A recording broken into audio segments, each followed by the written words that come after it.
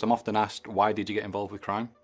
I say it wasn't a conscious decision. I didn't see the careers lady at school and say, is there a course you can do in armed robbery? It was just there. It was all around us. And it all started with weed and drinking, cannabis, the usual stuff. We used to steal badges off expensive cars and swap them up like trading cards. And it just progressed to the entire car. And I got involved with the people who were really pulling all the strings.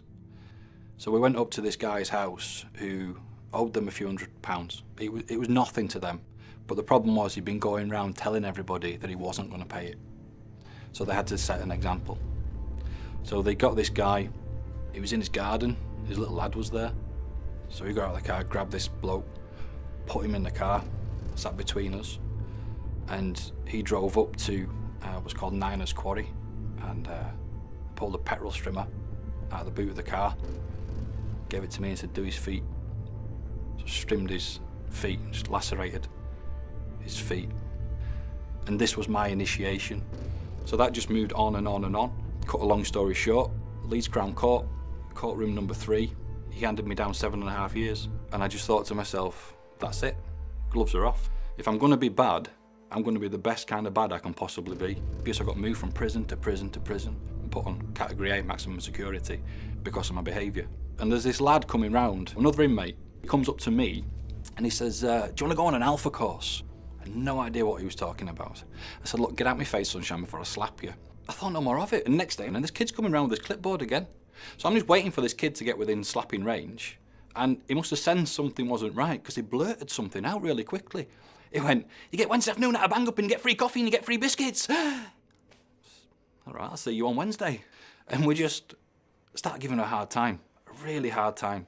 The thing that stopped me, it wasn't what they said because I wasn't really listening, but it was how they did it. They came back at me with love and compassion every single time. So I sat there on my bunk and I said the first real prayer I'd ever said in my life. I didn't know if I was doing it right or not. But the gist of it was, God, I need you to take away the anger, the violence, the hate. I need you to take away the addictions, which I've tried to fight and I just lose every time. And if you do that for me, I will live the rest of my life for you. But the next morning, I woke up, as I always had done, rolled over to grab the smoke, as I always had done, but I couldn't touch it. Everything about it, the look, the thought, the smell, everything made me want to be sick. And I knew what I had to do, so I went and got my little stash and I put it straight out the cell window. And as soon as they'd gone, I started to feel a bit better. I started to calm down a little bit, but I was still freaking out. So I just said to myself, Darryl, calm down, go get a wash, go get a shave. And as I started to get a wash, I looked in the mirror and just stopped dead.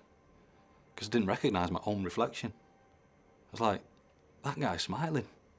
Not just smiling, that guy's beaming. And I noticed I didn't just look different, I felt different. Everything had gone.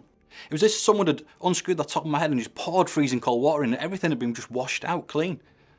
So the chaplain comes onto the wing and I just told him absolutely everything.